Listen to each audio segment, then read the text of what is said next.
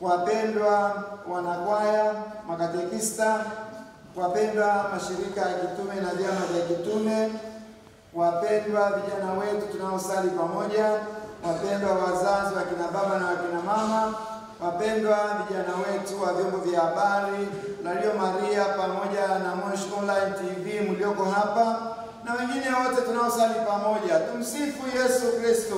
Milele amina. Leo tuko kwenye Jumapili ya pili ya Kwaresma, na mwongozo tunaopata siku hii ya leo ni huo Yesu aliyotupa. Huyo ni mwanangu.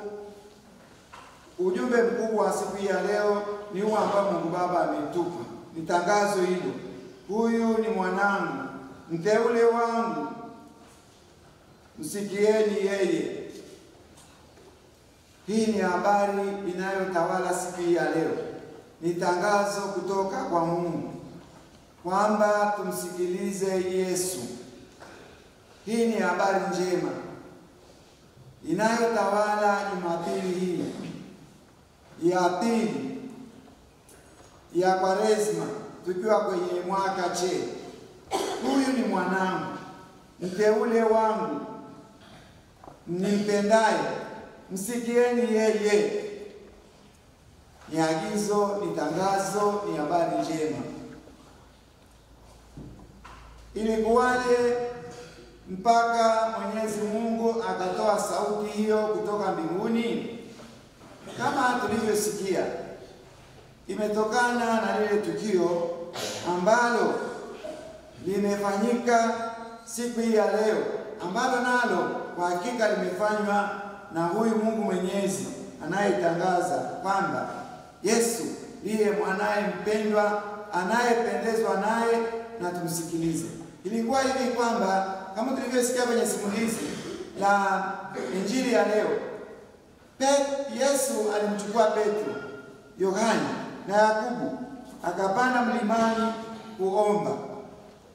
Kama kawaida yake, hawa mitume mahali popote yanapotokea mambo makuu ya wokovu wetu yanayomhusu Yesu, kuhusu wokovu wetu, unakuta hawa mitume watatu wapo. Bali alimchukua Petro, akamchukua Yohana na Yakobo, akapanda mlimani kuomba. Ikawa katika kusali, sura ya uso wake iligeuka, mavazi yake yakawa meupe yakimetameta, na hapo wakaonekana watu wawili walioshuka kutoka mbinguni, Musa na Elia, wakiongea na Yesu juu ya mateso na kifo chake. Sasa hapa kuna mafundisho makubwa sana ndugu zangu. Yesu yuko njiani kuelekea Yerusalemu kutimiza mapenzi ya Baba. Yuko kwenye njia ya msalaba. Ni njia ngumu. Mitume na wanafunzi wake wameanza kuonja yale mateso. Yesu anapita katika njia gani? Yesu anafanya nini? Yesu anaelekea kuteswa. Njia yake ni ya mateso, ni ya maumivu, ni ya mahangaiko. Mitume wanaanza kuwa na wasiwasi. Sasa tunamfuata Yesu gani huyu? Itakuwaje? Mbona atakuwa ni Yesu mshindwa? Anaelekea kuchoka, anaelekea kulegea nguvu, lakini anakwenda, anasonga mbele. Na sasa mitume wanaona hii pia ni njia yetu. Ni mtu gani tunayemfuata? Tutaweza? Wanaanza kulegea, wanaanza kupoteza matumaini, wanaanza kupoteza dira na mwelekeo, wanaogopa. Sasa Mungu Mwenyezi aliye na namna zote za kutuimarisha sisi watoto wake, katika safari yetu ya ukombozi alionyesha pia kwa mitume. Sasa mnaona akiwa kule njiani, Yesu akiwa kwenye sala. Sikilizeni, Yesu akiwa katika sala, katika kuomba, limetokea jambo kubwa sana kwake. Akiwa katika sala, sura yake ikageuka, mavazi yake yakametameta, yameupepe. Mambo makubwa yanatokea wapi ndugu zangu? Tukiwa katika nini? Sala. Tukiwa katika nini? Sala. Sio katika ushirikina, sio katika matambiko, sio katika usingizi wetu wa binadamu, sio katika mapombe, akiwa katika sala. Na hapa kuna fundisho. Akiwa katika sala, Mwenyezi Mungu amejifunua, ameonyesha jambo la ajabu la kuongeza imani na matumaini ya mitume. Anapogeuka sura, maana yake nini? Maana yake Mungu Baba anataka kuambia msiogope, don't worry, msiogope.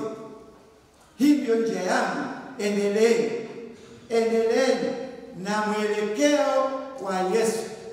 Huko ndiko dira yenu ilipo. Msiogope mateso, msiogope maumivu, msiogope kuaibishwa. Hiyo ndio njia yangu ya ukombozi niliyoichagua. Don't worry, you are going to be successful. Mungu anaonyesha, anatangaza hili. Lakini tangazo hili linanifurahisha. Limetokea Yesu akiwa katika sala, sio katika usingizi. Na usingizi na ubadili wa ajabu wa kiroho umeingia katika maisha yetu. Ndio maana hatupati maono, hatupati nguvu ya ajabu na pekee kusonga mbele.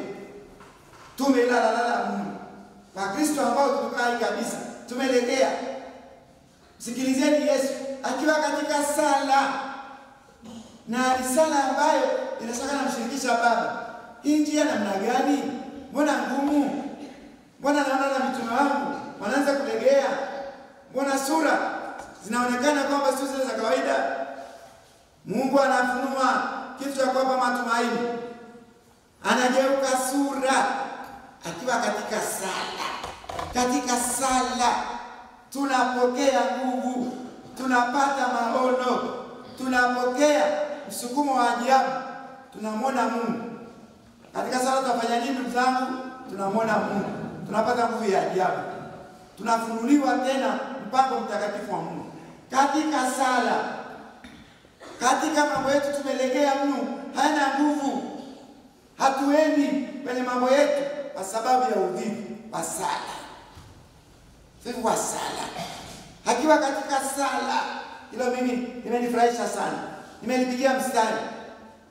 Ndipo muujiza unatokea, muujiza wa ajabu. Sura yake inang'aa, mavazi yake yanameremeta kama jinsi ambavyo Daudi kwa ulimwengu hangeweza kuyafanya. Maana yake nini? Maana yake Yesu anataka kuwapa mitume na wanafunzi wa Yesu, anawapa matumaini. Naomba tusikilize mafundisho yake. Anawapa matumaini. Anawaambia msiogope, hata kama mnaona anaelekea njia ya mateso, msiogope. Ndio njia niliyoichagua, ndio njia ya wokovu, ndio njia ya ukweli. Ushindi wenu utatokana na hiyo njia ya mateso. Msiogope, mfuateni yeye. Ndio maana ya hili tendo lililotokea huko njiani. Wako safarini kuelekea Yerusalemu, wako wanamsindikiza Yesu Yerusalemu kwenda kufa. Wanaanza kuona Yesu anakokwenda siko, wanaanza kuona Yesu anakokwenda. Mbona kunatutisha? Mbona anateswa? Mbona anabeba msalaba? Yesu gani huyu? Yesu gani huyu? Anatupeleka wapi? Mbona anatupoteza? Mungu anaonyesha anavyotupenda sisi watoto wake, anawaimarisha, Unajua kinachotokea hapa, hii kugeuka sura huku ni kama Mungu, Mwenyezi Mungu kwa namna za ajabu ameileta Jumapili ya Pasaka asubuhi, ufufuko ameuleta hapa. Huu mng'ao hapa si mng'ao wa kawaida, ni ule mng'ao wa ufufuko, ni mng'ao wa Jumapili ya Pasaka asubuhi, wakati ambapo waimbaji ulimwengu wote wanaimba haleluya, haleluya, amefufuka. Mungu ameleta kule akaweka hapa. Na wapendwa wanangu wapendwa, msiogope safari hii, na hayo mtakayoona Yerusalemu yasiwatishe. Kutakuwa na ushindi. Huyu mnayemwona analegea hivi atang'aa, ataingia katika hali ya utukufu, na ni ishara yenu kwamba na nyinyi mkimfuata kama wafuasi wake, na nyinyi mtang'aa, mtapata wokovu kama yeye. Kwa hiyo hapa anawapa matumaini, anawapa nguvu. Na mnaona yanatokea maono mengine hapa. Anateremka Musa na Elia. Musa ni mzee wa sheria, na Elia wameteremka, wako huko mbinguni, wamepelekwa na Mungu Baba kuja kumwambia Yesu aendelee mbele. Ni wazee. Sijui kama siku hizi huko Kirua kuna wazee wanaolea vijana. Wanaona vijana wanavyokwenda kwenda ni kama wanapata mwelekeo. Ambia msiogope. Hai, msimame imara katika ujana wenu. Msiogope. Simameni imara na jiandaeni kwa ndoa yenu takatifu. Msiogope. Nyinyi vijana mlioko seminarini, msiogope. Mmeamua kumchagua Mungu, mchagueni kabisa. Mwachane na mambo mengine yote ya huku mitaani, ya huku nyumbani. Nyinyi ni wa Yesu. Fateni msalaba wa Yesu. Sijui kama kuna wazee namna hiyo au unakwenda unakuta wazee wameketi hapo, kuna kata la pombe na vijana wanakuja kata la pombe na watoto kata la pombe. Alafu kijana anamwambia, anamuuliza baba vipi? Mzuri sana, pombe tamu sana. Na watoto wale wa darasa waliomaliza tu form 4 nao wako huko. Vipi baba? Pombe nzuri sana. Basi hebu angalia onja tena ya kata yangu. Tunabadilishana pombe. Sijui kama kuna wazee wa hekima na busara kwa kuwalea vijana, kwa kuwalea watoto, kuambia kazeni, fungeni buti, songeni mbele, simameni imara katika malezi yenu ya maadili. Simameni kama vijana, msikubali kuimbishwa. Simameni kama vijana wa Kristo, mnaojiandaa kwa ndoa takatifu, mnaojiandaa kwa mapadri, mnaojiandaa kwa watawa. Msiingie kwenye mambo ya kumitani. Simameni imara. Kuna wazee namna hiyo Kuna wazee namna hiyo bado? Kuna wazee namna hiyo bado? Kina mama mko wa kutia matumaini, wa kuwalea kwamba vijana wabaki katika njia yao, wasimame imara katika Ukristo, wasimame imara katika imani. Unapaswa kuwepo. Musa ameteremka na Elia kuja kumshauri Yesu, kuja kumhakikishia Yesu kwamba mambo haya ni ya Mungu. Sisi tunafahamu huko aliko, anakupenda, ana mpango kabambe na wewe. Usiogope, endelea na njia ya msalaba. Musa ameteremka kutoka mbinguni na Elia. Kwa hiyo katika tukio hili, ndugu zangu, kuna ujumbe mzito unaotolewa. Mwenyezi Mungu anapenda kuimarisha mitume wasipoteze mwelekeo, wasipoteze dira, waendelee kumfuata Yesu. Ndio maana unaona tena kule mwishoni, yani wale walikuwa wamelala, hawa mitume walikuwa wamelala, wakina Petro, wakina Yakobo na Yohani walikuwa wamelala haya mambo yanapotokea. Kwa hiyo walipozinduka kwenye ule usingizi, wamemwona Yesu amebadilika. Pale kumebadilika kabisa. Wanaona uso wake unang'aa, mavazi yake yanameremeta. Wakiangalia kule kando, kwenye makando yao, wanaona weupe wa ajabu. Mungu ameshabadilisha koti. Ameleta sura ya ufufuko. Ameleta sura ya ushindi. Anaiweka hapa kwenye katikati ya safari ya ukombozi, katikati ya safari ya njia ya msalaba, ili aimarishe kanisa, ili aimarishe mitume, ili aimarishe wanafunzi wa Yesu wasikate tamaa. Yaani hatima ya jambo hili ni utukufu. Atageuka sura, atafufuka na atakuwa mweupe kama mnavyomuona. Na nyinyi mtashiriki utukufu wake, mtashiriki ushindi wake. Msiogope, fuateni yeye. Sasa unaona wakina Petro walikuwa wamelala. Walipozinduka katika hali ya kibinadamu, wakaona mahali pale panapendeza. Nasikia Petro anasemaje? Mambo ya kijijini tu, anasema kwa kweli mahali hapa panapendeza. Sasa anamuomba Yesu, tujenge vibanda. Bwana Yesu, kimoja kile cha kwako, kingine cha Musa na kingine cha nani? Ya babaki pale. Maana yake Petro hapendi njia ya mateso iendelee. Naona hapendi, yani ameona pale panapendeza. Naona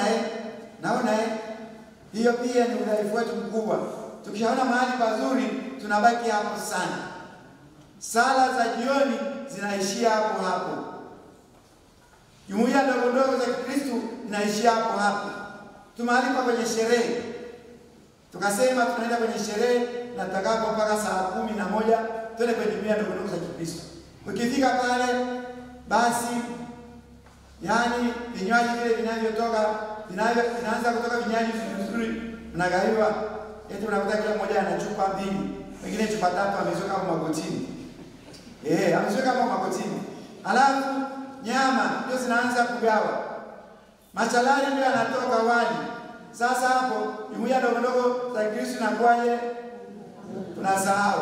Sala za jioni zinakuwaje? Sala ya jioni inakuwaje? Petro ameona mahali pale panapendeza. Nasema tumefika Bwana. Yaani tubaki hapa. Na naona ni mambo ya kibinadamu, ni udhaifu wa kibinadamu. Kumbe asifahamu mambo makubwa yaliyotokea pale ni kwa ajili ya kuimarisha, ni kwa ajili ya kuwapa nguvu. Ni maono, ni mwanga wa kuwasaidia wasikate tamaa na Yesu, waendelee. Na siku moja huu utukufu wanaoona hapa, huu mng'ao wa ajabu ndio mng'ao wa Pasaka, watauonja. Kwa hiyo naambiwa nendeni naye tu. Sasa ndugu zangu, Petro anataka wabaki pale. Vibanda vitatu fanywe nini? Vijengwe vingapi? Kimoja cha nani? Cha Musa. Cha Petro ndiye. Kimoja cha Yesu, cha pili cha Musa. Cha tatu cha Elia. Alafu mambo ya weje pale. Mambo ya weje sherehe bwana, sherehe nzuri bwana.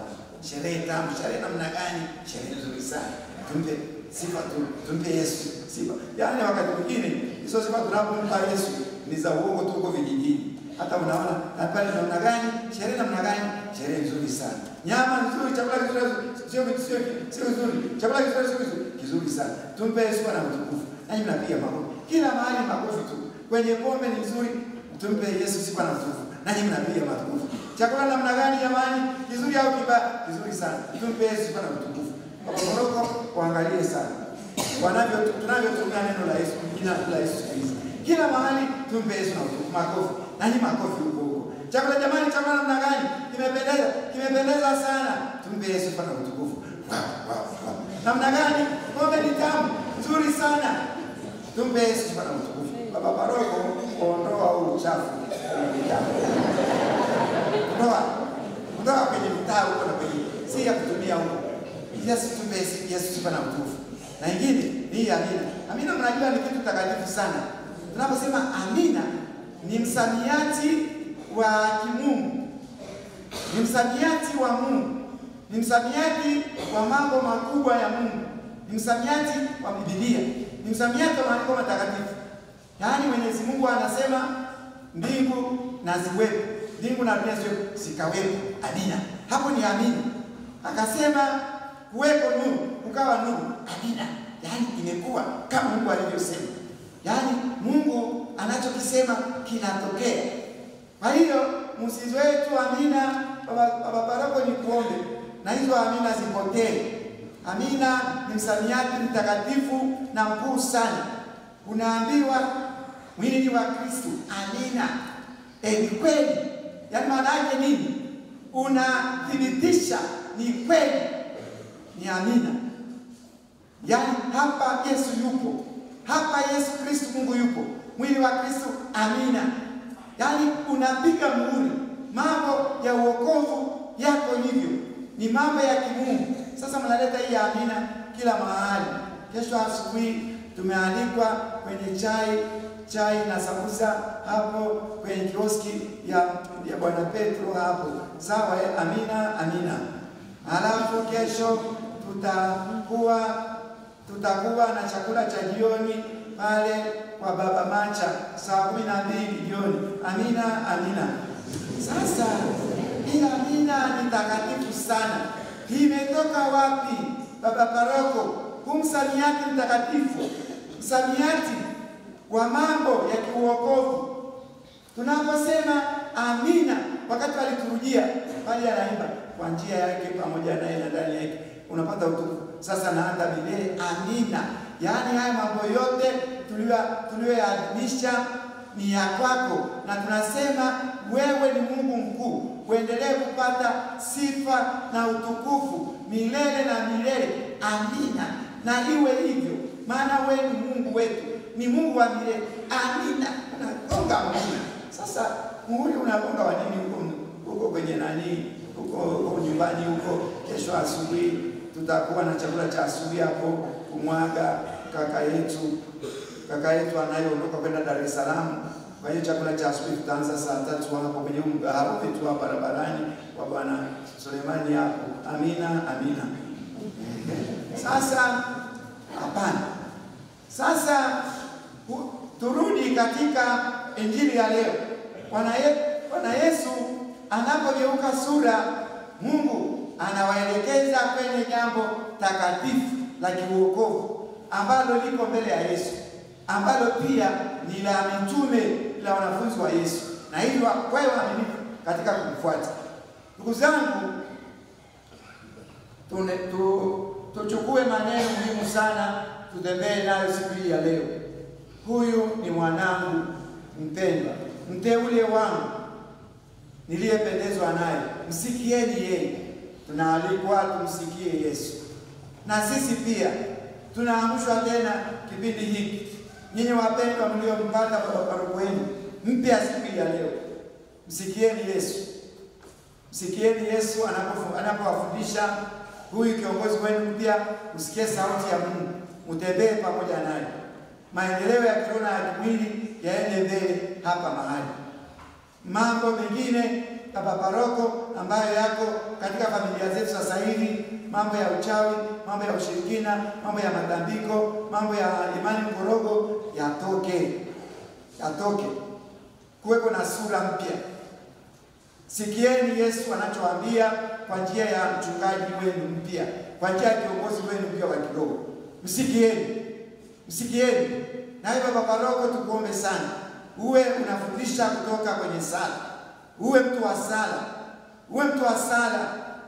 Toka kwenye sala uone maono ya Mungu. Mwenyezi Mungu anakuambia nini? Yesu anakuambia nini? Ulete kwa watu wako. Na kwa namna hiyo mtaenda mbele. Usiwe ni mtu wa kugombeza tu watu, unaongea tu kidunia. Hapana. Wewe ni baba wa kiroho. Wewe ni baba mlezi wa imani ya Kikristo, ya Kikatoliki kwa familia yote ya Mungu hapa. Ni mlezi wa kiroho, ni baba wa kiroho, ni mshauri wa kiroho. Wagombezi, lakini wagombezi kama baba. Unagombeza na hapo unamwambia na mimi pia sikukamilika, niko pamoja nanyi, basi mnisamehe na mimi. Twende pamoja tuanze. Kwa hiyo muwe pamoja. Usiwe ni mtu wa kusimama huko altareni unawagombeza tu. Upate maono kutoka sala. Yesu akiwa katika sala, mambo yamebadilika pale. Parokia yako Baba Paroko utakutana na mambo mengi. Usiogope, parokia ni ya Yesu. Zama katika sala. Mwambie Bwana Yesu, umenipa parokia hii, nifanye nini nayo? Hawa watu walioweka mikononi mwangu, nifanye nini nao? Katika sala utaona mwanga, utapata maono, utapata nguvu ya pekee na utarudi kwao.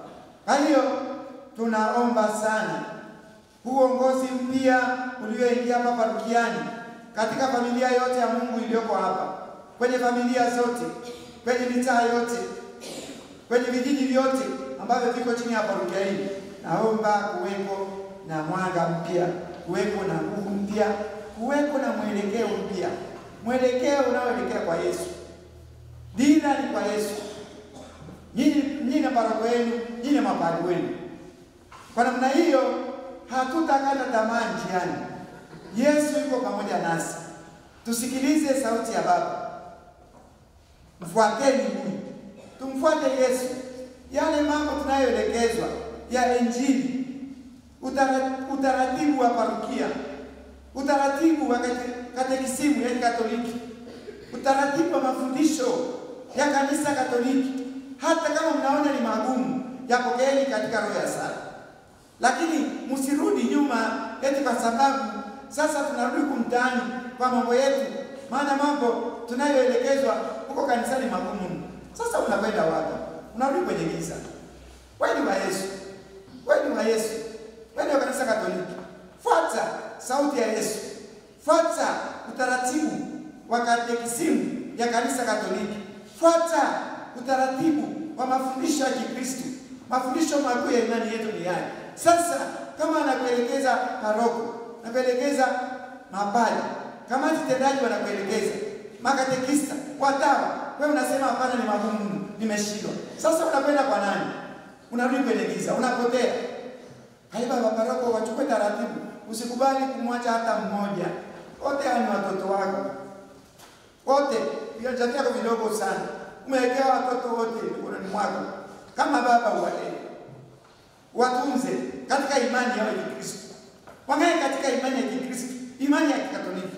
Wangae katika sala. Wapate maono ya kuwapa nguvu katika sala. Roho ya sala imeteremka sana baba paroko. Katika jimbo letu lilikuwa linaongoza kwa sala.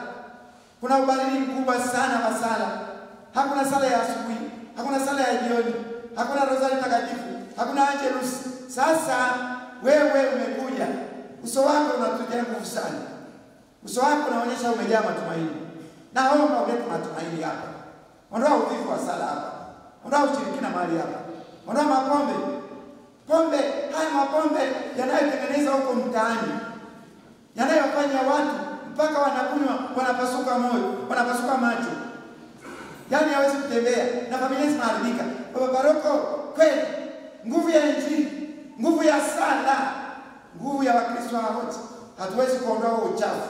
Hata mnasema na viongozi wengine wapo, viongozi wengine wa serikali wapo. Hata sasa tujitahidi, wafunueni hao viongozi wa serikali, hao viongozi wenu ambao wana ile miradi, wafunueni kwetu. Muwafunue na sisi tuulize kwa serikali kama ni kweli viongozi wetu wanaweza kuwa namna hiyo. Msiwabandike watu wa serikali tu kwamba kwa kweli unajua pia ndio hii miradi ni yakao, hizi biashara ni za kwao baba askofu. Na hata tukemea, yani wanachukuliwa na rushwa. Niende sasa wachukueni, waondoke paroko, mapombe yao yaondoke. Haya yanayofanya watu wanashindwa kufika kanisani, wameshindwa kabisa. Sasa hata chakula awali ni hayo mapombe tu, mwelekeo wao ndio huo. Sasa hivi nguvu ya sala, nguvu ya imani, nguvu ya msalaba wa Bwana imeshindwa kweli kutakasa mambo hayo? Waamini, imeshindwa? Sisi tumelegea. Tumeteremka katika imani, tumeteremka katika sala, tumeteremka katika kusimama imara kwenye mafundisho yetu ya imani, ya katekesi, mafundisho ya Kanisa Katoliki. Tumeteremka. Sasa tukiwa ni watu wenye nguvu katika sala, katika imani yetu ya Kikristo, ya Kikatoliki, nguvu yetu ni msalaba wa Bwana, hatuwezi kushindwa. Tutatakasa huo uchafu utatoka wote. Nasi pia tumekuwa baridi sana. Tumepokea sana mambo mengi ambayo si ya kwetu, si ya Wakristo wa Katoliki. Tumeyapokea na ni kama tunataka kusema basi ni sehemu ya maisha yetu, ni lazima yatoke, si ya kwetu. Haya yanayofanya kuna uvivu wa sala. Watu wanashindwa kufika kwenye jumuiya ndogo za Kikristo kwa sababu wameliukia huko. Watu wanashindwa kufika Jumapili kanisani kwa sababu wako huko. Watu wanashindwa kuja maungamo kwa sababu wako huko. Wanashindwa kuja semina za kiroho, wako huko.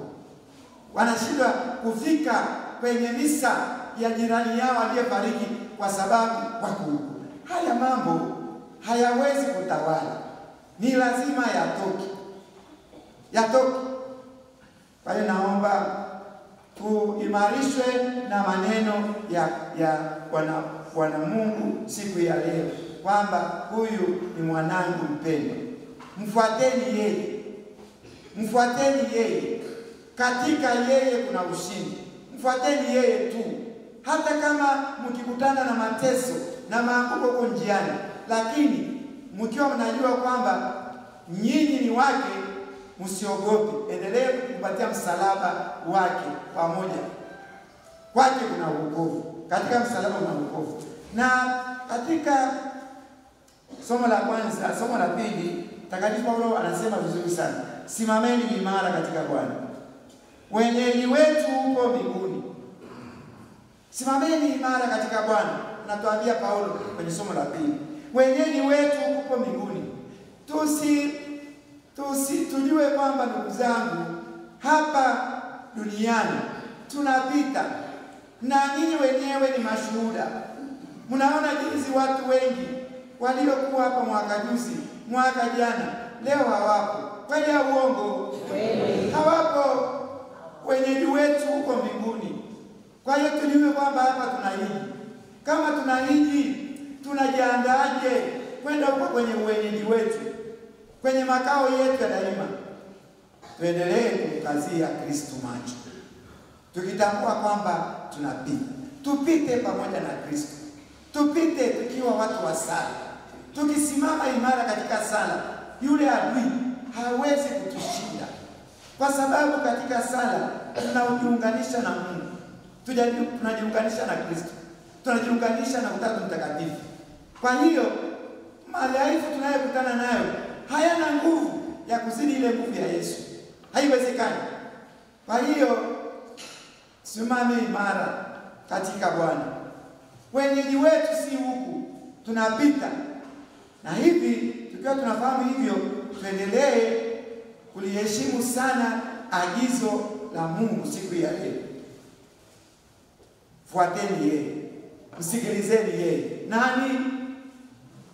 Mfuateni yeye. Msikilizeni yeye. Nani? Yesu. Yesu ndiye dira yetu. Yesu ndiye anayetupa mwelekeo. Sikilizeni Yesu. Sikilizeni yale viongozi wenu wa kiroho wanayowapa kuhusu Yesu. Sikilizeni Yesu. Kwa hiyo Paulo anatuimarisha ndugu zangu. Simameni imara katika Bwana.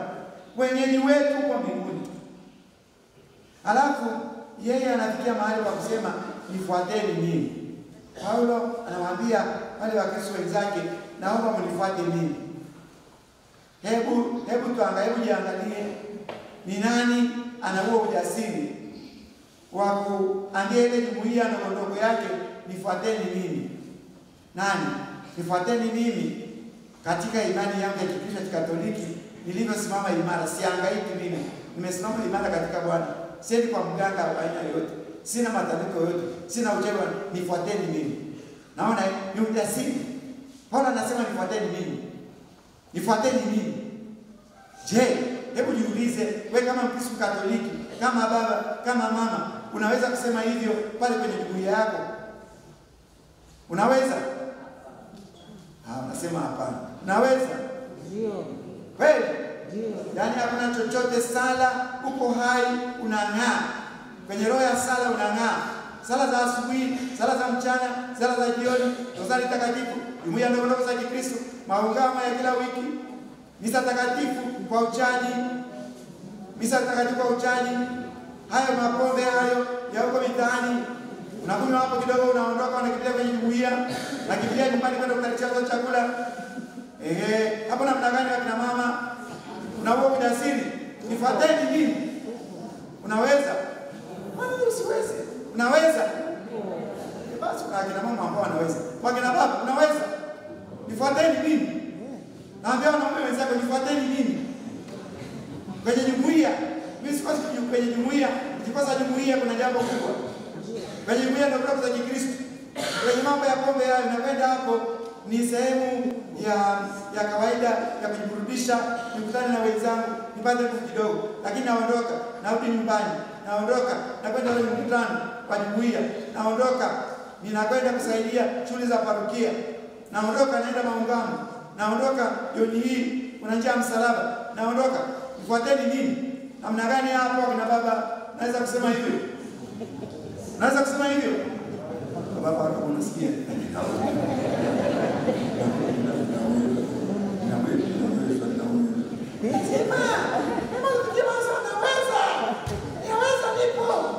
Nipo pamoja na Yesu naweza. Sasa tuingie hapo. Vijana wangu, mko vijana? Vijana mko? Vijana mko? Hapo vipi mnaweza kuambia vijana wengine nifuateni nini? Maana unajitahidi kweli. Nifuateni nini? Katika misa takatifu vipi?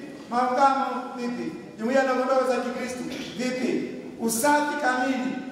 Usafi kamili, unajitunza mpaka siku ya ndoa. Usafi kamili. Haya mambo ya kuishi, usafi kamili. Misa takatifu, kutoa zaka, kushiriki kwenye shughuli za parokia, kuja kuondoa mabuibui kwenye kanisa letu, kudeki. Vijana hapo vipi? Vijana vipi? Hapo shida hapo. Sema mesemeni kwa basi hapo shida tu. Sasa hapo shida tu, mwanangu wapendwa, inakuwaje? Ninyi ndio tunawaachia kanisa. Sitakuwaje? Lazima ufike mahali wewe kama Paulo, nifuateni mimi. Simameni imani.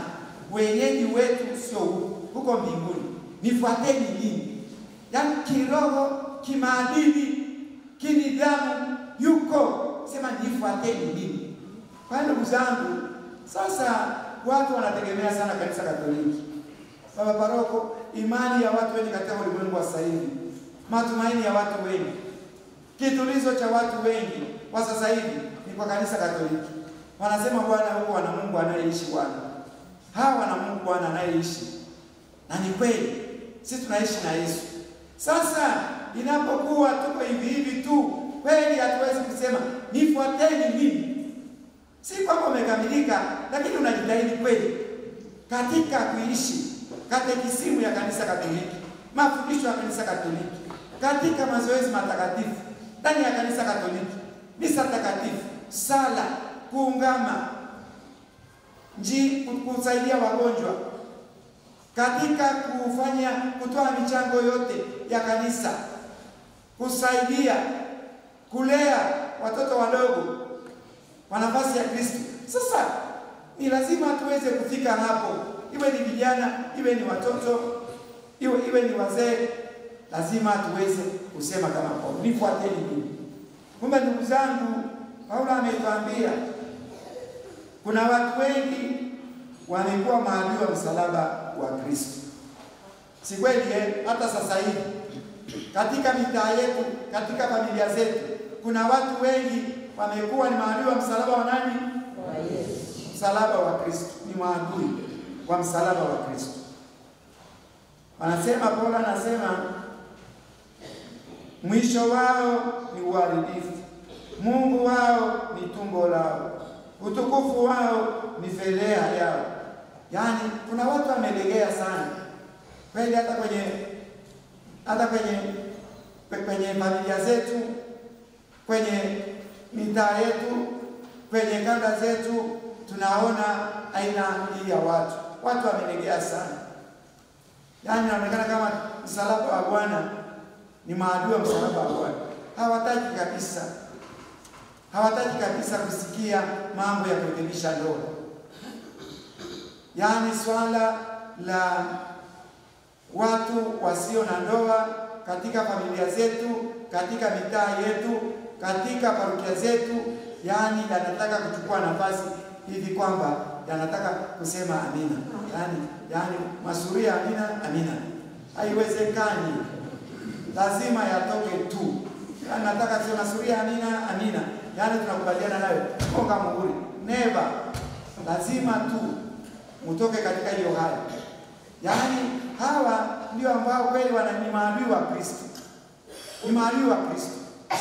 Sasa hawapati shibe, hawapati malezi stahiki kutoka kanisa Katoliki. Wamejitenga wenyewe na wanafanya wazazi pia wasiweze kushiriki katika Ekaristi Takatifu, katika sakramenti ya kitubio. Sasa watu hawa ni kama wako kinyume na msalaba wa Bwana. Lazima tuwasaidie. Tunarudi pale pale. Dira yetu ni kwa Kristo. Tumepewa agizo na Mungu Mwenyezi. Huyu ndiye mwanangu mpendwa, mteule wangu, fuateni yeye. Ndugu zangu, tubaki hapo tukimwomba Mungu Roho Mtakatifu atujalie ujasiri wa kumfuata Yesu. Katika yeye tutapata ushindi, tutapata nguvu, tutapata matumaini mapya. Tumfuate Yesu daima. Hata katika mahangaiko gani, tumfuate Yesu. Ninaomba kipindi cha Kwaresma tujitakase katika yale yote ambayo yanaturudisha tusiweze kumfuata Yesu katika nyanja zote za maisha yetu. Tumfuate Yesu. Naomba tufanye toba tunaposikia maneno kama haya ya Mungu. Agizo, kwa kweli ni agizo. Kwenye sala ya kwanza inasema, Mungu Mwenyezi, kutokana na agizo uliotupa leo kwamba tumfuate mwanao. Agizo. Ni agizo. Sio pendekezo, agizo. Sasa kama ni agizo, ndugu zangu, ni lazima turudi nyumbani. Mimi na wewe tufanye toba ya kina kabisa. Haya yanayotufanya nisimfuate Yesu ifuatavyo, ni atubie alafu niweze kumfuata. Hakuna namna nyingine tunaweza kupata raha, tunaweza kupata faraja, tunaweza kupata ushindi bila kwa Yesu. Bila kumfuata huyo Yesu ambaye Baba anatuambia. Tumfuate Yesu. Tumfuate Yesu. Tumfuate Yesu. Katika imani yetu tujisafishe, tumfuate Yesu. Katika maadili yetu tujisafishe, tumfuate Yesu. Katika nidhamu ya Kikristo ya kiutu tujisafishe, tumfuate Yesu. Hakuna namna nyingine tutapata faraja bila kwa Yesu. Yesu ndiye anayetupa faraja. Yesu ndiye anayetupa kitulizo. Yesu ndiye anayetupa ushindi. Yesu ndiye atakayetupa uzima. Tumfuate Yesu. Kumbe fundisho kubwa la siku ya leo liko hapa. Ni kwa hilo agizo la Baba. Huyu ndiye mwanangu mpendwa, nipendezwaye naye. Mfuateni, msikilizeni yeye. Tumsikilize Yesu. Tumsikilize Yesu katika kanisa lake. Tumsikilize Yesu katika viongozi wa kiroho ambao wamewekwa waweze kutuelekeza kwake. Leo tumempata baba paroko, ni sauti yenu ya Yesu. Yesu ataongea na nyinyi kupitia baba paroko, kupitia msaidizi wake, kupitia kamati tendaji, kupitia makatekista. Kwa hiyo wafuateni hawa. Tufuate sauti ya Yesu inayokuja kwetu kutoka katika kanisa kwa namna mbalimbali. Tumuombe Mungu Roho Mtakatifu atuombee nguvu, ujasiri wa kuendelea kumsikiliza Yesu na kumfuata. Nguvu. Tumuombe Mama Bikira Maria, tumuombe Mtakatifu Yohane Mtume, msimamizi na mwombezi wa parokia yetu, atuombee tuweze kuwa waaminifu katika zoezi hilo la kumfuata Yesu kama Mwenyezi Mungu anavyotuagiza siku hii ya leo. Huyu ndiye mwanangu mpendwa niliyependezwa naye, msikilizeni yeye. Tumsifu Yesu Kristo. Milele amina.